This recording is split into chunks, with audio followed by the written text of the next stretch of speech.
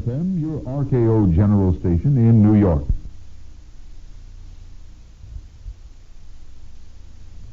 This is WOR, AM and FM, your RKO General Station in New York.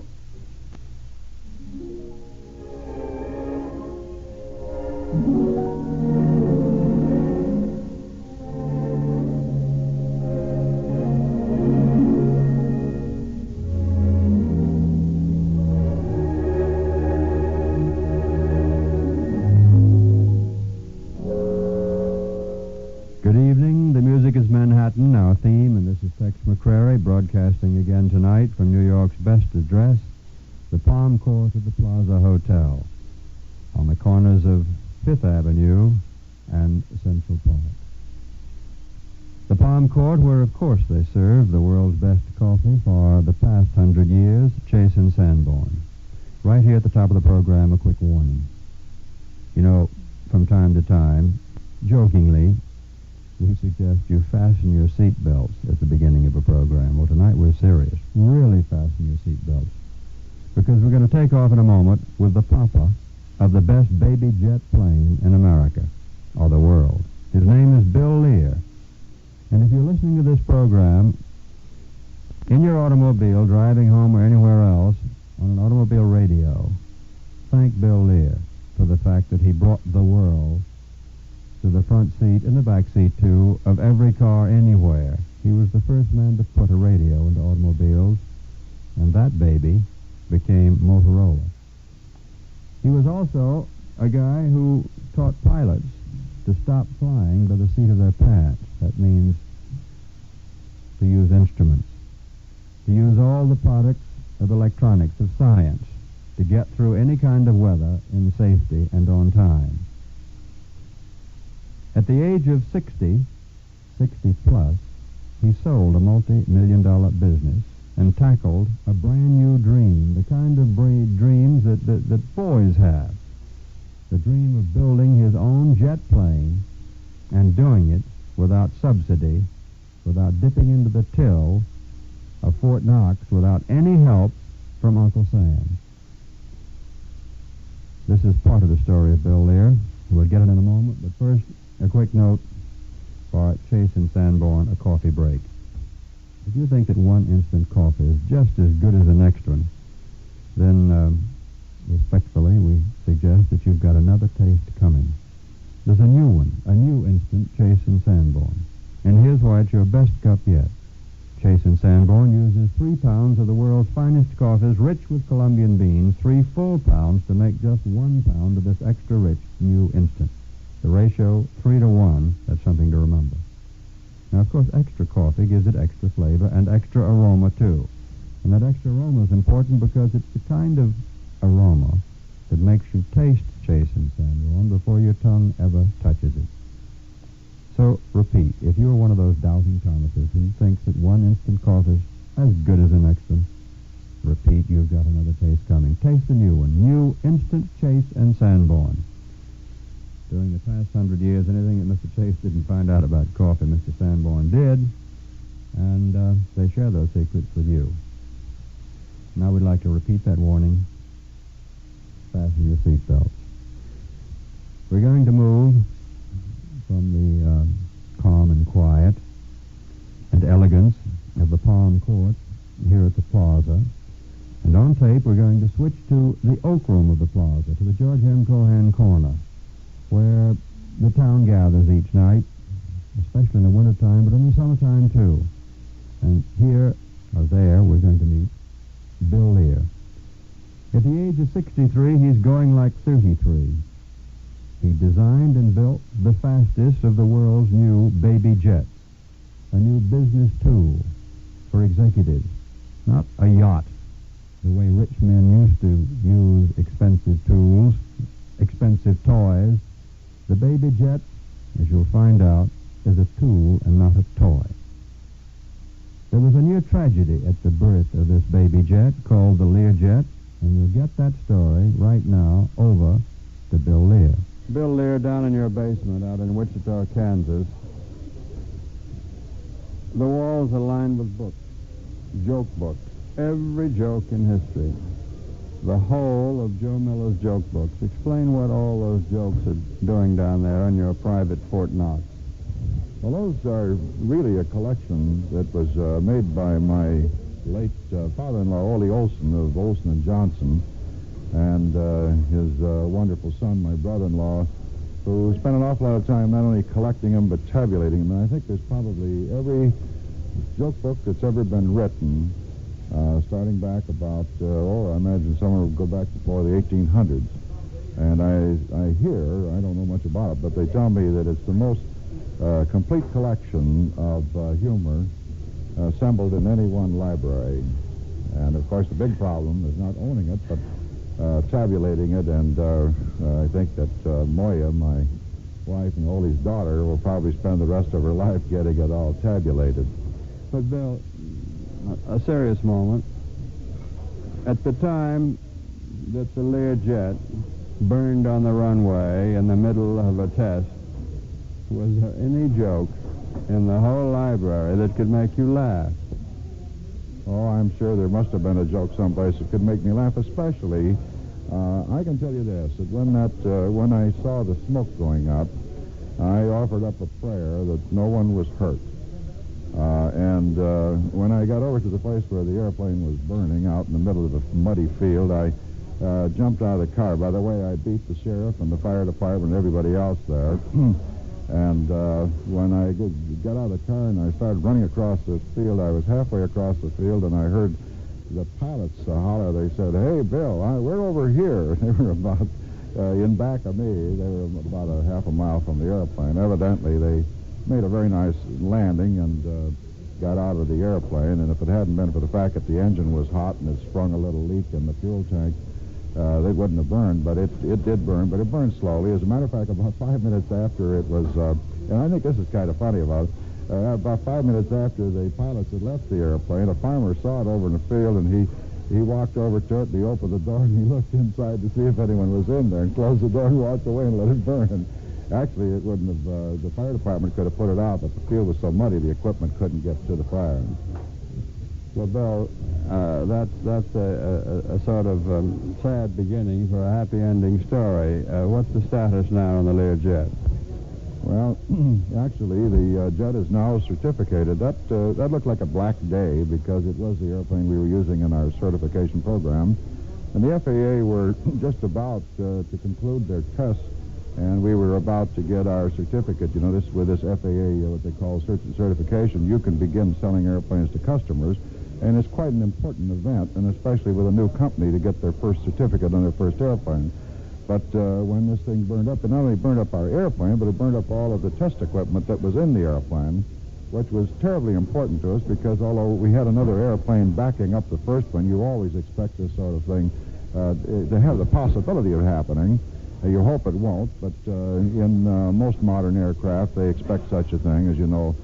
Practically every airplane that's been developed today has lost an airplane or two. We were terribly fortunate because all we did was lose the airplane and didn't lose any, didn't hurt anyone, as a matter of fact, didn't even scratch anyone, which is a great testimony to the strength of the ship. But when we lost the test equipment, then, of course, that put us behind about 60 days. So we actually were delayed in getting our certificate by 60 days, which was just awarded last Friday, as a matter of fact, a week ago Friday. And who's the first customer? The first customer is Justin Dart of Rexall Drug. Rexall Drug bought 2 of them, and they will get theirs within about a week or 10 days now. And then also the Chemical and Industrial Girdler Corporation in Cincinnati will get the next one. And there's a whole lot of them going down the line now. As a matter of fact, they tell me that we've got 71 sold. At one time we thought that we had 23 sold. We had a lot sold, but now the problem is how do we make them fast enough? Bill, I think it was the late J.P. Morgan who made a famous crack when he said that if a man has to ask the price of a yacht, he can't afford to own it. Does that apply to the Learjet? Oh, I think it's the very opposite. As a matter of fact, and I don't want to talk about the Learjet particularly, and I'd love to talk about it. I'd like to sell Learjets, but I think it's more important to talk about the aspects of the terrific imprint or the terrific effect that these baby jets, such as ours and the other people, there's 3 or 4 other people who have jets of this kind, either now or coming on the market, the effect that it's going to have upon business from the standpoint that it isn't a case of whether you can afford it, it's whether you can afford not to have it. This is the important thing, because it's a business machine. And if these things are business machines, and it's like a punch press. If I have a punch press and I punch out my wash basins on a punch press and you hammer yours out by hand, I don't think you'll be in business very long, because you're doing business with in an unmodern way. And a business jet multiplies management by increasing the mobility of your top selling force, your engineers, your getting to the customer and getting the customer to your plant, and getting your engineers to the job and getting the job to the engineers. All of these things is the things that make this jet, or this kind of aircraft, terrifically important to business. As a matter of fact, for a long time, general aviation suffered by comparison with the great advances that had been made by the airlines. You see, back in 1947 and 48, if you owned a Bonanza or a Beechcraft or a Cessna or something like that, you could go just as far and just as fast and just as comfortably in your own private little airplane as the airlines of that day could go, because they were DC-3s. But then along came the DC-6s, and they were pressurized, and they went quite a little bit faster, and then the DC-7s, and they went still faster, and they were still better pressurization. And you might say, well, what has pressurization got to do with it? Well, people got used to flying at high altitudes, at the better levels, where the air was less rough, and where they also didn't have to, we'll say, suffer for lack of oxygen, as you would have to in the private airplanes. And it took up until just about a couple years ago before any business aircraft were pressurized, so that while the airlines were going up from, we'll say, faster and faster airplanes and pressurized airplanes and allowing the passengers to fly in a much more comfortable environment than they could ever fly in the private airplanes, the private airplanes weren't doing anything about it except, they were going a few miles an hour faster, and but they weren't competing with, nor could a business any longer have its own airliner, its private airliner. So there wasn't much point in it, and until just recently. But now with the advent of these baby jets, and there's Aero Commander makes one, and there's a new British jet that just came into town the other day, the DH-125. And then there's a wonderful airplane, a jet of this class that's made by the North American company. As a matter of fact, I understand they've sold over 55 of them to corporations already. And this is a great thing. Somebody says, well, doesn't this worry you because these people are selling all these airplanes? And I feel about that in this particular business, that the potential for the use of an aircraft of this kind is so great that no one can possibly saturate the market. It's like, they tell a story about you can put one insurance man in a town and he'll starve to death, and you put 10 insurance men there and they'll all make money. So this is of course, competition is the life or the breath of trade. But in this particular case, there's been such a vacuum for this kind of an airplane for so long that at last now we've gotten back to the place where we were in 1947, where a business could now own its own private airliner and compete with the airlines from the standpoint of speed and comfort and ability to fly above the weather and pressurization. All of these things have been lacking. As a matter of fact, the one that made the real breakthrough on this thing was the Grumman Aircraft Company. They came out with this wonderful Grumman Gulfstream, which was one of the first pressurized airplanes that were available for business. And they did a wonderful thing. And to show you how unsaturable this market is, when Grumman started out, I understand that they thought they had a market for about 17 of these airplanes, which were going to sell for about $1,200,000 complete. And lo and behold, I think recently I heard that they'd sold 183 of them already. And much to their surprise, because when they brought them out, I said, you're going to sell much more than 17. They said, that's what we think we'll sell. So this market is not saturable, and it's a big market. So when you say, do you have to ask the price, you shouldn't own one, or is this pertinent? No, it isn't pertinent. Actually, the thing that is pertinent is that if you have use for one, and I'd say the thing that qualifies you to have use for one is to have a business where you have interests outside of the city. And if you have interests outside of the city, we'll say 200, 300, 400, 500 miles away, you need one of these things. And if you don't have one of these things, your competitor, if he has one, well, you better get one, because it's just like the punch press. If he's using a punch press, you better use one yourself. Excuse me, Bill. We're going to move into a quiet corner, and remind our listeners that this is station WOR, AM and FM, the RKO General Station here in New York City. And right here, a couple of notes for our angels, the sponsors, of course. Out of the Better Living Center of the World's Fair, we've found out there's one point where all wives are alike. They all like to put good-tasting food on the table. Things like a really good tasting spread. Millions of wives know the answer to that. Fleischmann's corn oil margarine, the largest selling in the country, both here in New York and all over the country. Fleischmann's has a light, delicate flavor that beats them all. It's really appetizing, whether you put it on toast, rolls, vegetables, baked potatoes, anything. Tastes just like the high-price spread.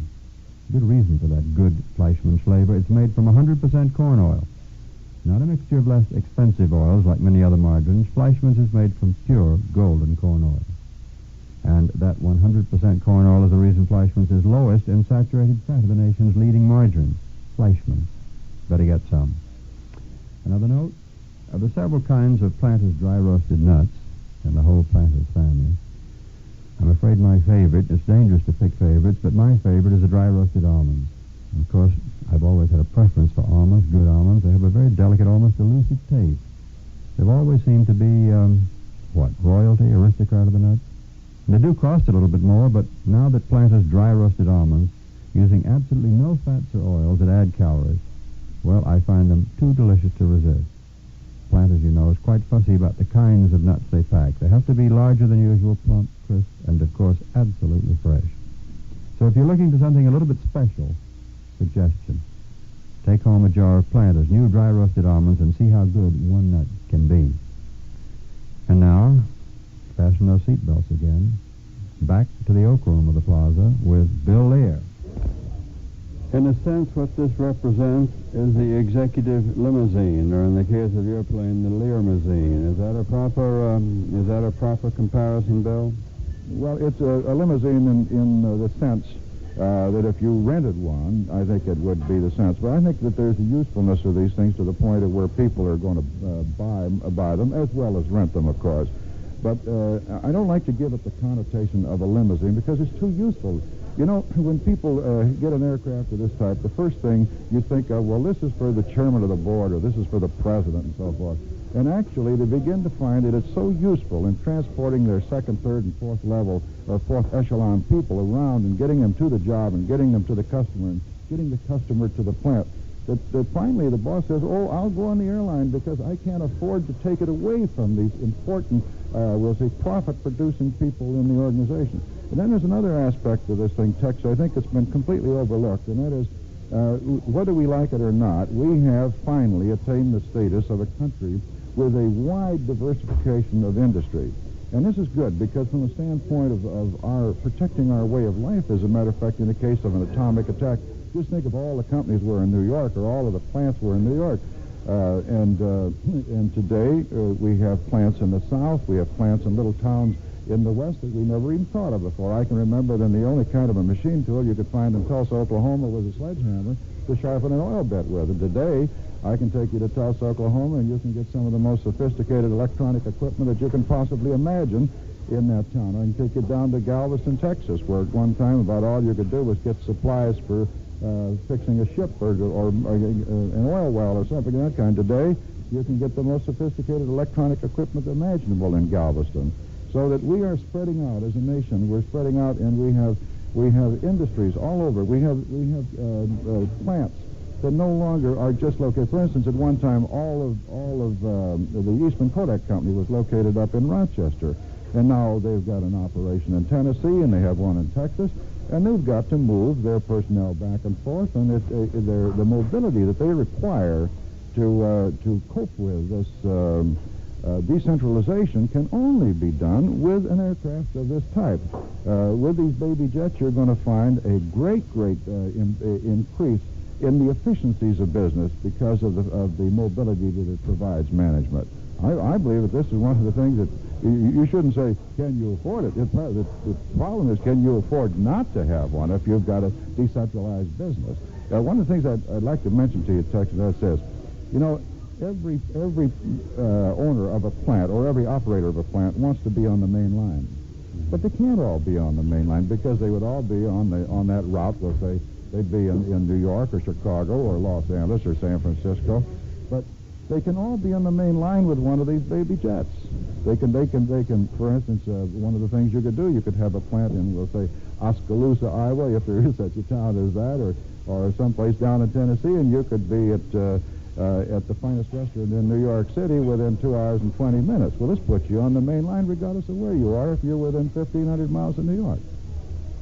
On the subject of moving industry around America, Bill Lear, I can remember when you were one of the Americans who flew the flag not over the embassy but over your own aircraft design operation in Switzerland. Why did you leave Switzerland, the placid, beautiful, always ever neutral and prosperous Switzerland, and come back to the flat plains of Kansas, Wichita, to be specific, to build your baby jet?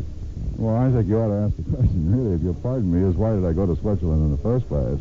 Actually, the reason we went to Switzerland, the reason I went to Switzerland is I wanted to get a piece of the business that I knew was going to be developed in Europe after the war for our company, Lear Incorporated. And as a result of moving there, we actually did we laid the groundwork for a terrific lot of business that is now the real substance of much of the income of the company that I used to have, Lear Incorporated and Lear Sigler Incorporated.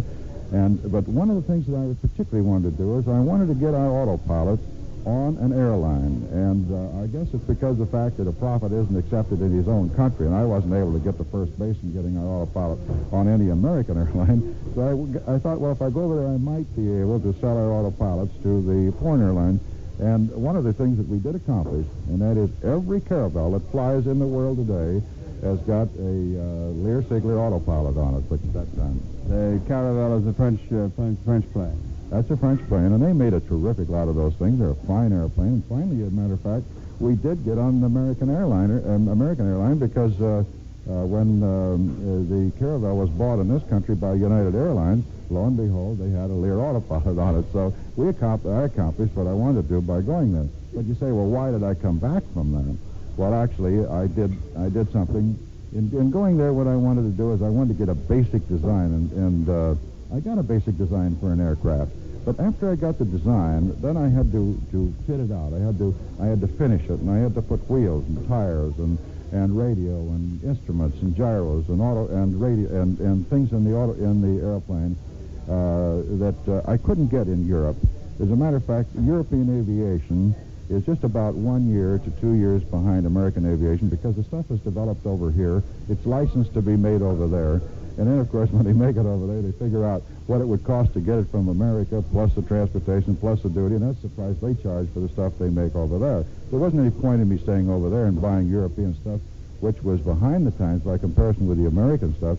So I had to come back here. Well, when I came back here, of course, I was deluged with the people that wanted me to move to Miami, wanted me to move to Los Angeles, and wanted me to move to Grand Rapids, and they offered me everything from the city to the airport and money and so forth. Finally, I decided, well, if I wanted to make automobiles, where would I go to make automobiles? Well, there's only one answer to that, and that's been demonstrated conclusively. You go to Detroit if you want to make automobiles.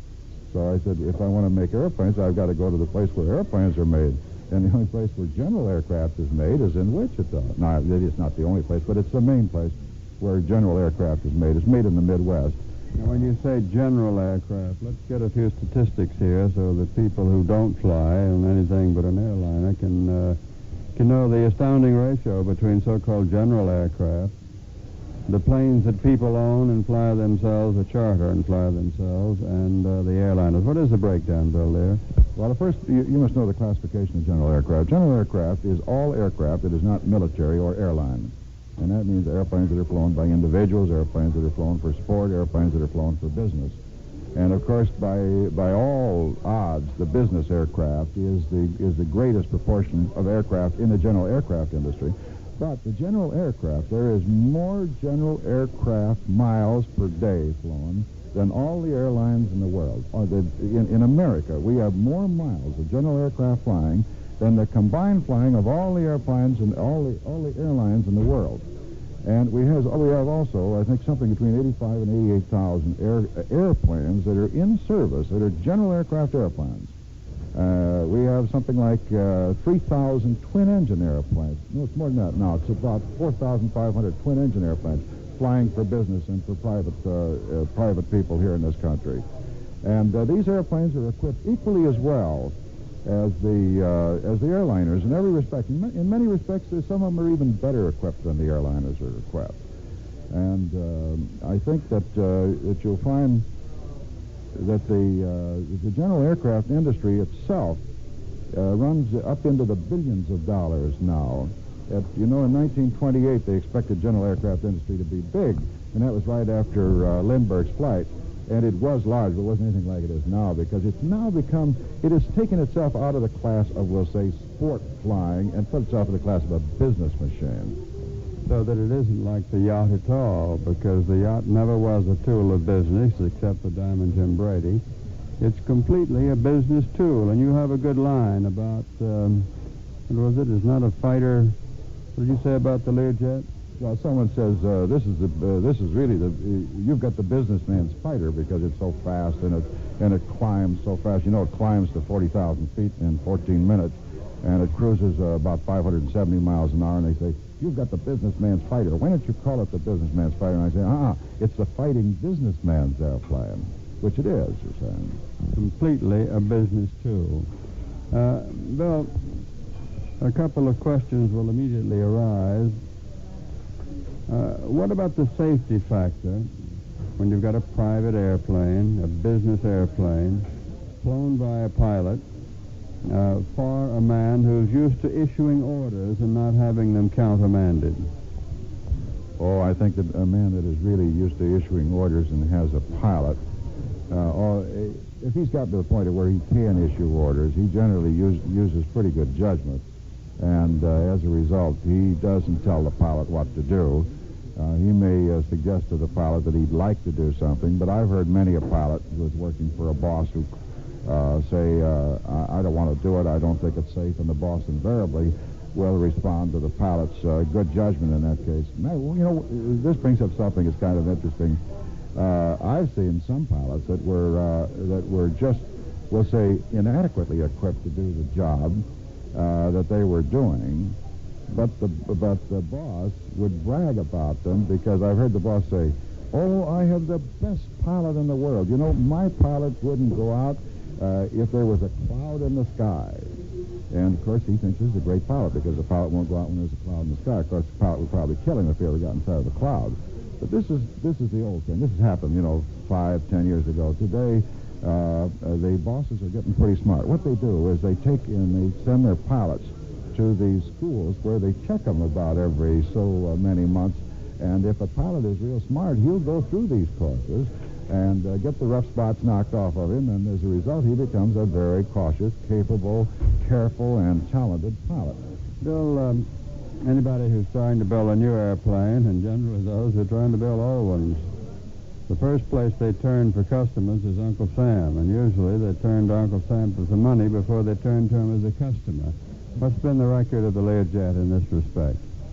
Well, not only have we not turned to Uncle Sam. When I sold Lear Incorporated, I decided that I never wanted to be in the defense business or to be dependent upon defense business. I don't say I wouldn't do defense business, but actually I like the idea of commercial business where you're not really beholden to the government for your income. And being a rugged individualist, I decided to go it my own way, and we haven't a dime's worth of business of any kind from the government, nor are we dependent upon. Now, I'm not saying we won't get some. As a matter of fact, we're right now in negotiation, or we'll say we're going through an exercise as to how much it would cost for 400 or 500 of these airplanes.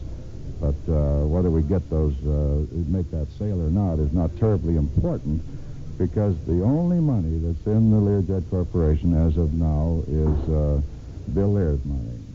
Well, I shouldn't say that, because Moya Lear's got half of it. I got to say, she's not here to kick your shins. Bill, an awful lot of people listening to this program now are listening on radios in their automobiles. You had a hand putting the first radios in automobiles, and Here a couple of months ago, you had a hand of putting something else into an automobile. You put Carnegie Hall, you put the Philharmonic Orchestras of the world, you put the finest music of the world into every automobile. Explain the story of that. Well, if you just permit me to, I'd like to go back just a little ways on that.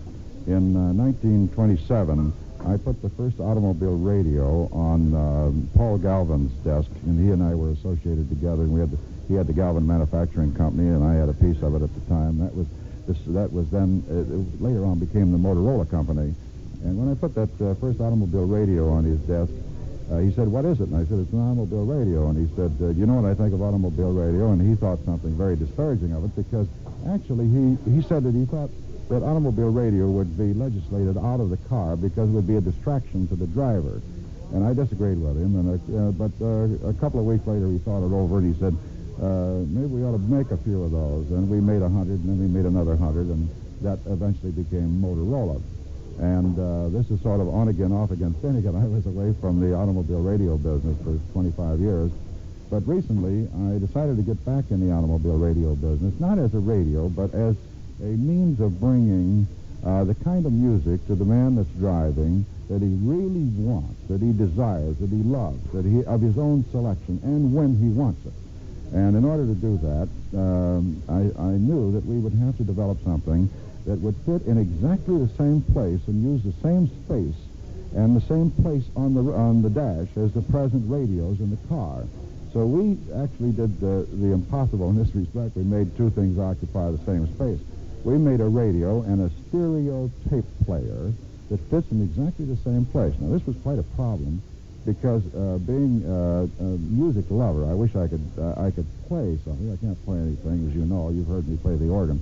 But I love music, and so I wanted a quality of music that was the kind that would make people love to have such a device in their car. And we devoted about a year and a half to the design and manufacture of this. And I might tell you this, that the two biggest automobile manufacturers in the country will have them on their 65 models. And it'll be the new Learjet stereo unit on there. And I'm quite proud of it because I think the nicest expression that I heard was a man from RCA got in our car the other day, and he said, "Why, you're literally bathed in music." And this is what we've accomplished. And as strange as it may seem, inside of a car, when you have four speakers, each of them, four of them, located near the floor so that you're not near any speaker, the illusion is that the speakers are all over. People will invariably get in the car and they look up and they say, "Oh, you have speakers in the roof." There's no speakers in the roof. But with stereo, the illusion is that the speakers are in the roof. But better than that, the music seems to come from all over, and you seem to be sitting in the center of the orchestra, and it's like listening to stereo with headphones. You know how wonderful it is when you hear stereo with headphones. And it's the music is around you, much more so than it would be to listen to stereo in a home. And as I say, now you can have your selection, and all of the present recordings will be available shortly. For instance, RCA will have all of their repertoire available, and I'm sure after that, we'll probably have Command and Reprise and Decca and Capitol and all of them will have their material or their repertoire available in the Learjet cartridges available. And this will make it possible to not only play these cartridges in your car, but also you can take them home and put them in your home unit, which will make it possible for you to have the same cartridges at home as you have in the car, and greatly increase the amount of repertoire that you'd be willing to buy.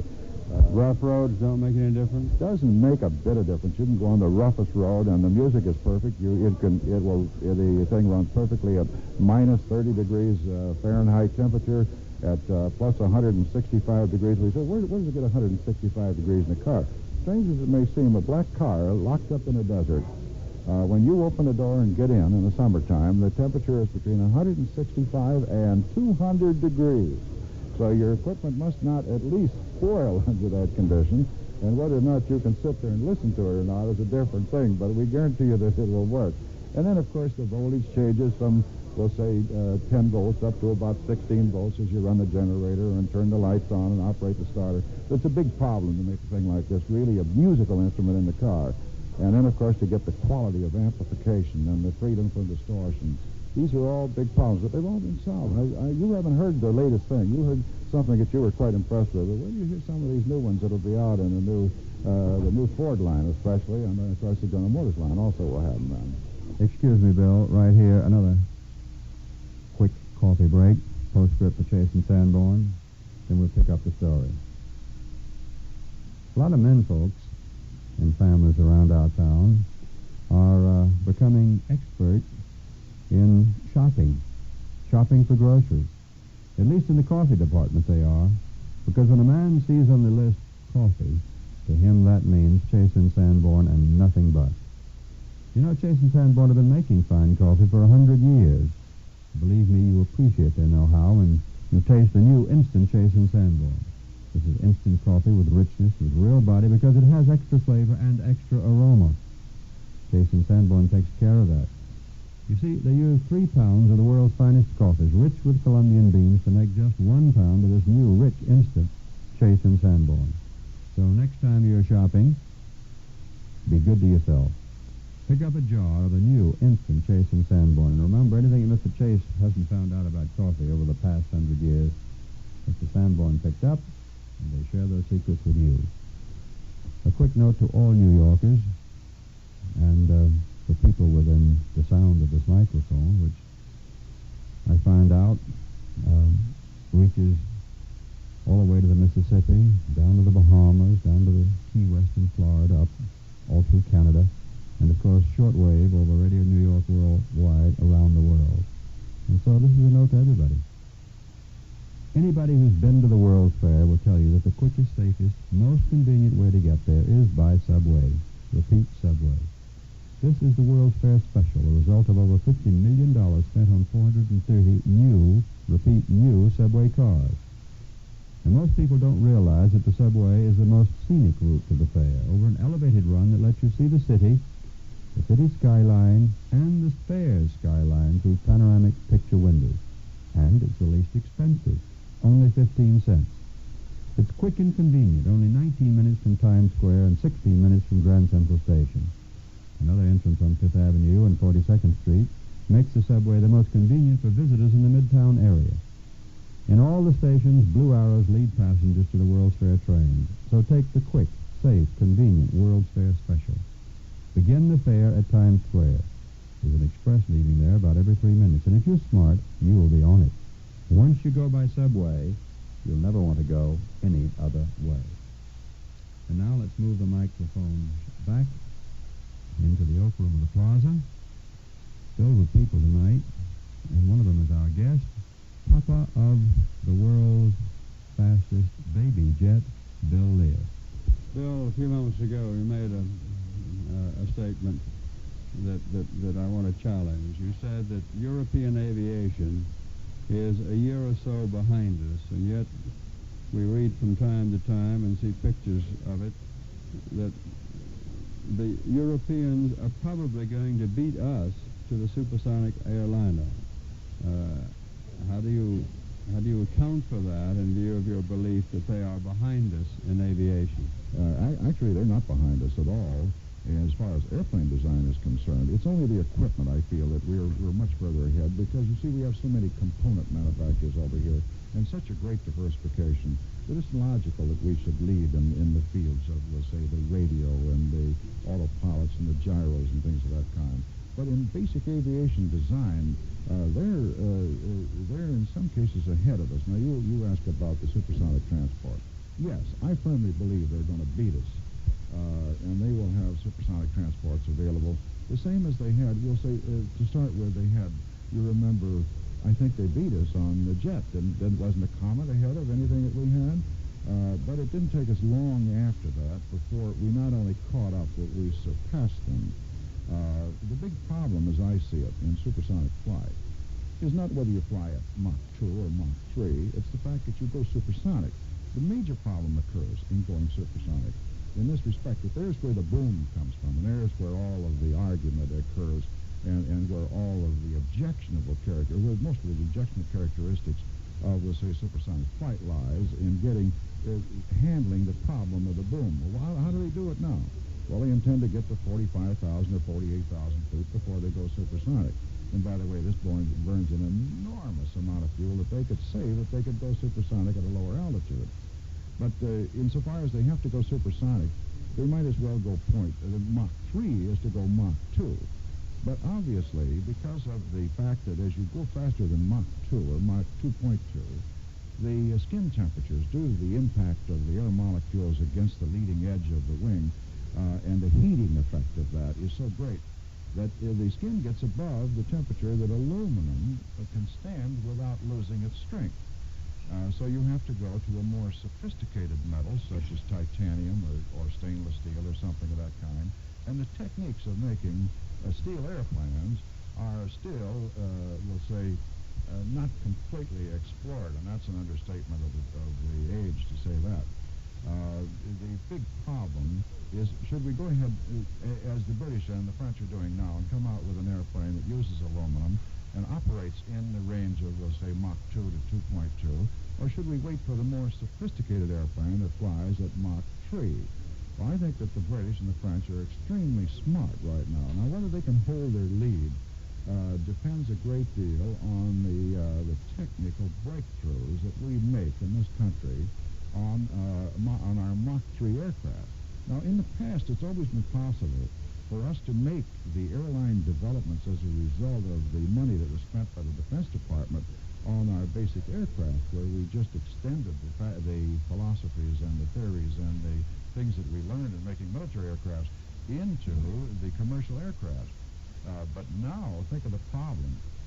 We don't have any Mach 3 large bombers of any kind. The effort that was put in that big bomber, or the B-70, well, that was slowed down or stymied, and perhaps it was but nevertheless, we don't have any precedent or background. And certainly the things that Lockheed have done have been absolutely wonderful in making this new A-11 airplane, or whatever it is. It's a great airplane, but it's doubtful if it's directly applicable to a passenger-carrying jet. I think there's a possibility, however, that there will be some breakthroughs. It looked to me like the designs that were presented recently to the FAA by Boeing, by Douglas, and by Lockheed all had sufficient ingenuity and sufficient originality that there's a possibility that any one of them might be a substantial breakthrough in the art. And although it'll be probably 2 or 3 years after Concord's are delivered before we have any aircraft delivered for this purpose, I don't think our problem is whether or not we finally will get there, but think of the terrific outflow of gold that will occur as a result of the fact that we do lag the Europeans in not having a supersonic airplane as quickly as they're going to have one. And it's doubtful also if the difference between Mach 3 and Mach 2 is going to make enough difference. Perhaps you could almost make up that difference by getting some kind of a supersonic baggage delivery when you get there. I like that better, Bill. Getting this whole subject back to Mach 0 and back down to Earth. You know the old saying that seamen have about a ship? They say that you call a ship she because the rigging costs more than the hull. What do you call the Learjet? You call it she, it, he, or just wow? No, we say that's our baby.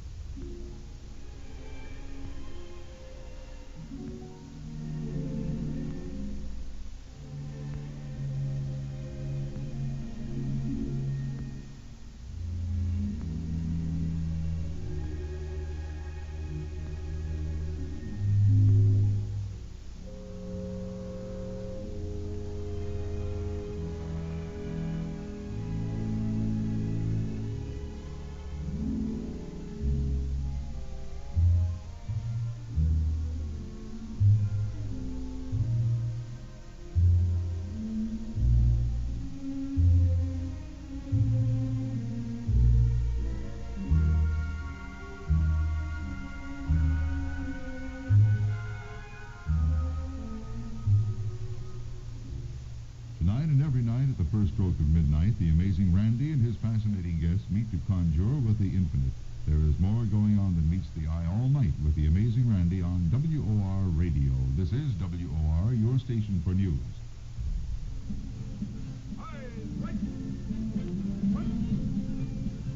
One of the most inspiring sights in America is a full-dress parade of the West Point cadets, young men at the peak of their physical and mental fitness. But do you know that 1/3 of our children today cannot pass simple physical achievement tests? You can do something about this. Check into the physical education program at your child's school. Does it provide at least 15 minutes of vigorous bodybuilding activity every day for every child? If not, act now. Talk to your local school officials and community leaders. Tell them you're concerned. To help evaluate the fitness program at your child's school, write for a free leaflet direct to the President's Council on Physical Fitness, Washington 25, D.C. That's the President's Council on Physical Fitness, Washington 25, D.C. Friday morning at 10:15, Martha Dean talks with Gregory Peck and Fred Zinnemann, the Academy Award-winning actor and director, are here for the premiere of their new film, Behold a Pale Horse. This is WOR AM and FM, your RKO General Station in New York. Correct time after tone will be 12 midnight. Stay tuned for The Amazing Randy.